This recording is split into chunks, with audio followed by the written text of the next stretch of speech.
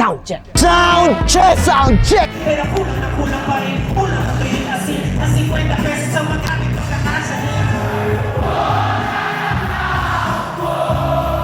Sound check! Tangin na nyo! Sound check! Ang baso na dito! The floor is yours! Kahit nahulog yung kutsara doon, wala nang dadating! Sound check! Sound check!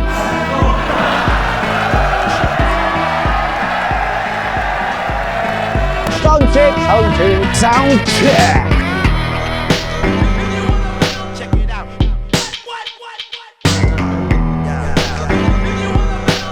Yung day one, tangin na, sobrang solid. Pero pansin ko, madami ding medyo tatanga-tanga eh. Wala, speechless. Undercard battles pa lang. Tapos yung huling dalawang laban nung gabi na yon. Raffian Hemsite, saka ano ba yun? Tipsy D versus Mot, putang ina pre. Lagpas pang-ahon eh, parang nag-super saiyan sila ba? Ang sarap ng hype nun pre, puta sinasapok-sapok ko si Slako na habang katabi ko, gagi sobrang lala. Doon pa lang. Lampas na yun sa binayaran ng mga tao para sa akin. Lift up sound check! Sound check! Day one, mga baliw ang mga tao, ang ganda ng mga line-up. Muntik na daw masira yung Metro Tent sa lakas. Ibang experience sa live, may free beer. Meron pa kayong mga merch na mabibili dito. Talagang gagawin mo lahat para masuportahan yung mga iniidolo. Pero ngayon, tingnan natin kung ano mangyayari. Lift up sound check! Sound check! Sound check! Putang ina nyo! Inaasahan ko na battle ngayon, Aon 16 Finals, Poison tsaka GL. Sana Hindi mag-choke si Poison kasi gusto ko manalo si Poison pero GL ako. sana maraming dikit na laban. Siyempre, unang-una, ready yung mga MC na talagang mag-perform ng all out kasi ito yung grandest event of the year eh.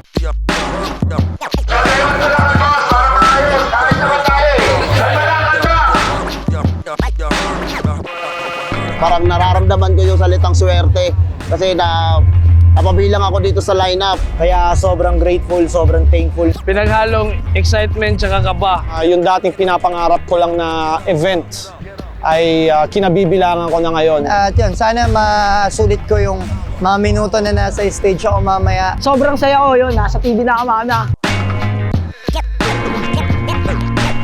Tambay muna, sipat-sipat muna ng mga mga wallet. Tapos, di na kasi ako nagkabisado pag may laban ako eh. Kaya sa isip na lang, kaya tatambay na lang.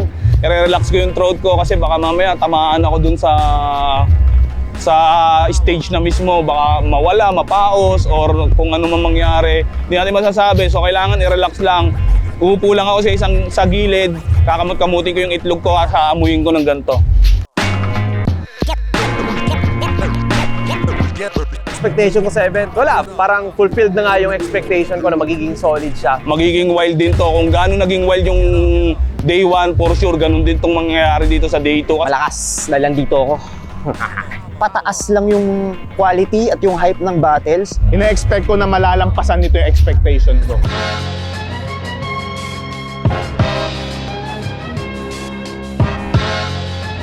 Aon 16, day 2. Sana may boses pa ako. At kung hindi man, sana kayong lahat pa rin yung mag-iingay para sa akin. Royal Rumble ulit. Andyan si Shaboy, andyan si Unico, andyan si Article Clipted, andyan si C-Rhyme, andyan si Joss. Shaboy, Mr. Undefeated. Tingnan natin kung magiging undefeated pa rin siya. Unico, napaka-heartwarming na redemption arc para sa kanya, no? Yung evolution niya, yung improvement niya. Andyan yung kakayang mang-upset ng 4 na kalaban. Article Clipted, isa sa mga mas acquired taste dito sa 5 na to. Napaka-deserving at syempre kakaibang flavor sa ganitong klaseng Royal Rumble. Unexpected talaga. Susunod naman si Rhyme, ganun din. Slightly underrated pa rin siya. Tingin ko andun na rin siya sa level na yun na hindi rin siya basta-basta magpapatalo sa 4 na to. Nandyan rin si Joss. Maintindihan nyo kung bakit siya nakikita kong deserving talaga para sa slot na to. May pagkapantay pa rin talaga ng mga skill sets or mga tools para talunin yung 4. At ganun naman para sa lahat ng sa buong Royal Rumble.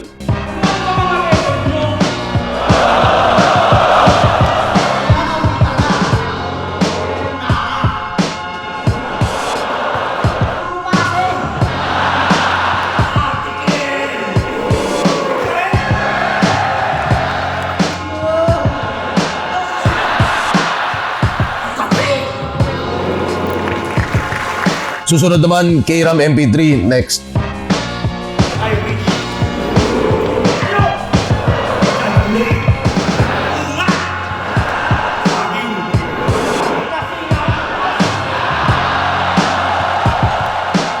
St. Ice versus Ban, yung ginapang ni St. Ice pabalik sa flip top. Kita niya naman yung kakayahan niya at tingin ko nandyan yung gutom niya. Wala, talagang sky's the limit para sa kanya. Ganon din kay Ban sa harapan ng posibleng bias sa kanya ng Manila crowd. Putang na sa loob ng 4, 6 o 8 linya, borado na agad yun. Pareho silang may super knockout power na out of nowhere. So, Gold Eagle, Bisaya na tulad ni Ban at isang English spokening St. Ice. Kung may style clash, eto naman may social clash.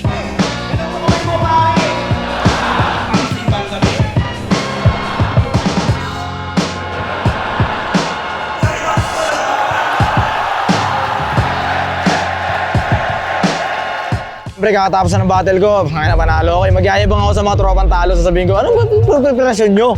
Ba't ang hihina nyo na ngayon? Parang ganun lang. Payo lang, payo. At mula yung mga pinaka-una na may mga young guns at isang talagang season vet na si Unico. Ang ganda ng Royal Rumble nila. May ginawa si Shaboy na wild talaga. Tapos, yung second battle, si K-Ram MP3. Men, inubos nila yung crowd. Kaya pagod na yung crowd nung kami na. Battle ko na. So, hindi na ako mapakali. Excited na ako sa magaganap sa laban namin ni Cripply. Pahinga lang ako konti. Kompleto naman yung tulog ko. Kaya medyo kampante ako na may ibubuhos ko yung dapat ibuhos. Aabangan natin yung second set ng event.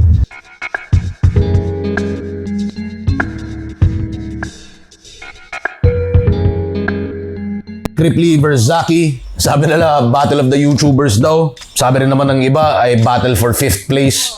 Man, si Cripply, alam nyo na yun, pucha. Parang wala na akong kailangan ipaliwanag tungkol dyan. Kay Zaki, ibang klase lagi yung improvement niya kada battle. Kitang-kita talaga yung evolution niya. Palabas ng comfort zone niya. Sobrang naging komportable siyang haluin palalo yung mga technique sa battle rap. At syempre, napaka-undeniable stage presence. Undeniable skill set. Kung ano man yung strengths ni Zaki, hindi ako magugulat kung biglang tatabunan ni Cripply yung kung saan man kilala si Zaki. At napaka pang-ahon na matchup talaga to, no?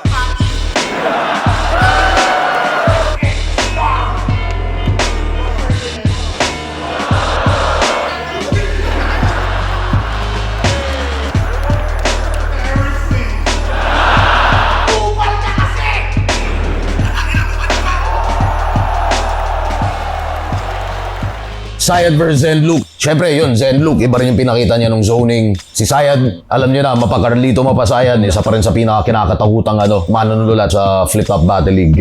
Napaka-bagay, napaka-mindfuck at eargasm siguro para sa mga mahilig sa mas malalalim, mas alternatibong pagbabattle talaga.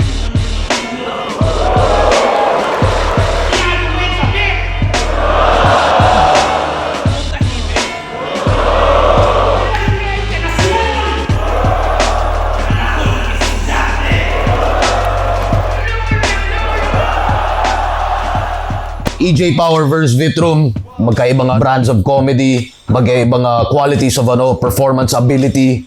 Si EJ, medyo mas refined yung performance ability niya. Pero si Vitrum, kahit hindi kasing refined, ay nakikita nyo naman, lagi niya naitatawid o di kaya sinasagasaan niya yung kalaban niya. Kahit may kakupalan siguro sa sa mga linyahan nila, talaga to, parang peak of battle rap shit talaga.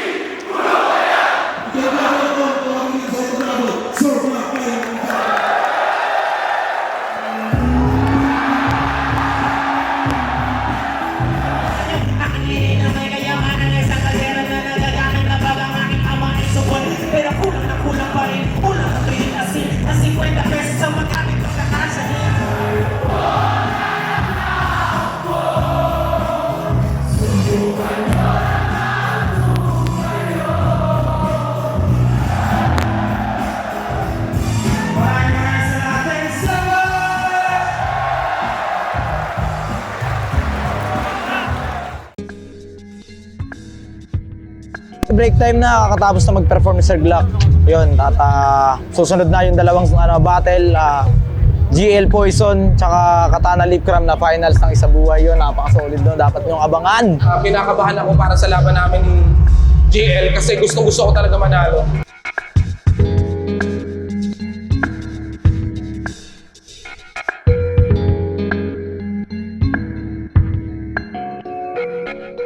GL versus Poison 13. Parehong mga Employee of the Year kung tuusin.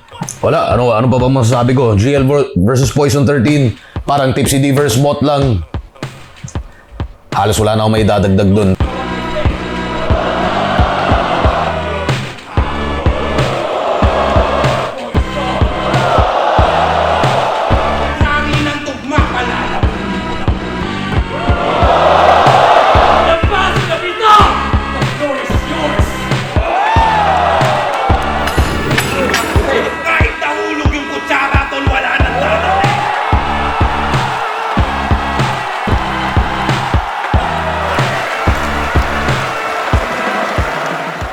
Susunod naman, Lip Cram vs Katana para sa Isa Buhay 2025 Tournament Finals. Siyempre, si Katana mas pa-undeniable yung mga napapakita niya kada hakbang ng Isa Buhay Tournament.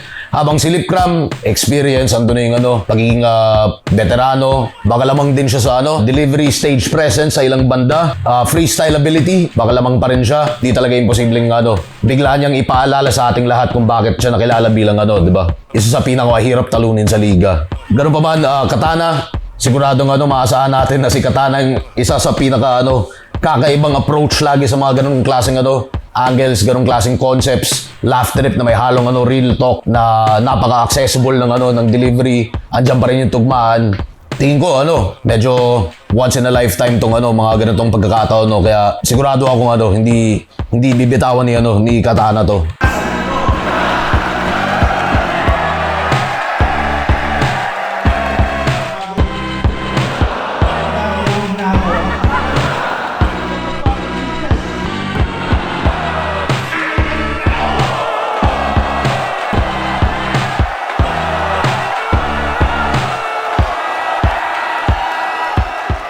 Sa buhay final, sobrang dikit.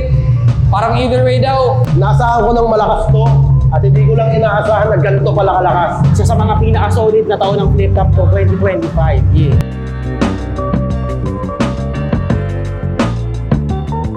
Day 2, sulit na sulit. Sobrang ganda ng laban. Wala akong masabi. Grabe yung lineup na yun. Day 1, Day 2, panalo lahat. Sulit na sulit yung ticket. Sulit yung ticket. Sobra. Sulit yung pagod. Sulit yung paos. Iba talaga pag live. Tamang picture-picture na si Arik doon. Alam mo naman si Arik. Pagtapos ng event, uupo yan sa isang tabi. Kayo na lang lalapit dyan, parang St. Bernard.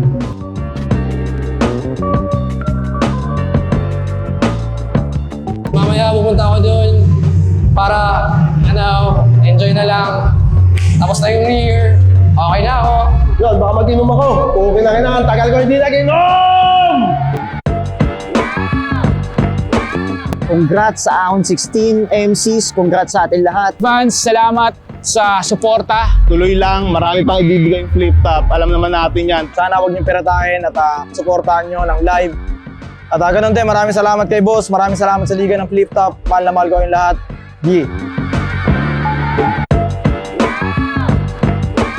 Maraming salamat ulit sa inyong lahat sa buong taon, sa lahat ng MCs, syempre, sa buong Flip Top staff, sa lahat ng nakatrabaho natin at nakasama, sa lahat ng naniniwala at sumusuporta, live o online.